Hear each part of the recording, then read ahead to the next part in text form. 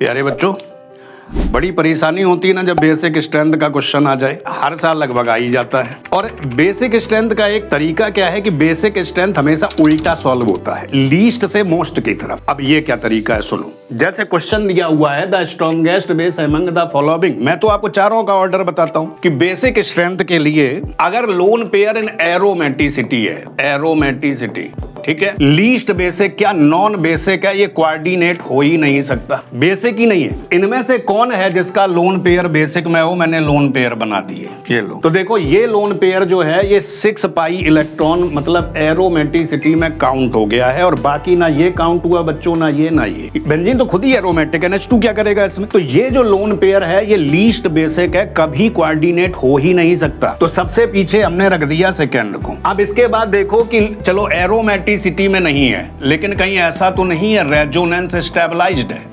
अब resonance stabilised है अगर, तो देखो ना इसमें रेजोनेंस ना इसमें रेजोनेंस, लेकिन ये डीलोकेलाइज हो जाएगा। और जैसे ही डीलोकेलाइज हुआ बेसिक स्ट्रेंथ कम हो गई, यानी कि इसके आगे हमने रख दिया फोर्थ। अब बच गए ये दोनों, ना एरोमेटिसिटी ना रेजोनेंस। फिर क्या करें? तो फिर हाइब्रिडाइजेशन के अकॉर्डिंग sp से ज्यादा sp2 नाइट्रोजन बेसिक होगा, sp2 से ज्यादा sp3। तो ये नाइट्रोजन sp2 है तो इसका परसेंट एस करेक्टर ज्यादा है, इलेक्ट्रोनेगेटिविटी ज्यादा है, तो लेस बेसिक। यानी कि इस हिसाब से हमारा जो थर्ड सबसे आगे आ गया। तो हमारा जो कहा गया स्ट्रॉन्गेस्ट बेस कौन है, यही पूछा था थर्ड। लेकिन मैं आपको पूरी बात समझाता हूं। मान लो एक फिफ्थ कंपाउंड होता है इस तरीके का, ठीक है, और इसको कहाँ रखते हैं हम? तो अब देखो इसका कंपेरिजन हम थर्ड से करें। ये नाइट्रोजन भी क्या है sp3, लेकिन इसमें प्रॉब्लम क्या है, इसमें एक -I का ग्रुप लगा है।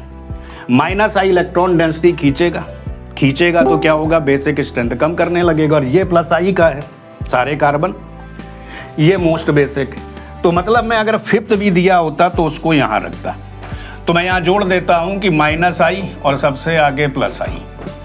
तो इस सीरीज में अगर इस सीक्वेंस में आप सॉल्व करोगे तो बेसिक स्ट्रेंथ का आंसर आप तुरंत निकाल सकते हो, बिल्कुल कंफ्यूजन नहीं रहेगा आपको।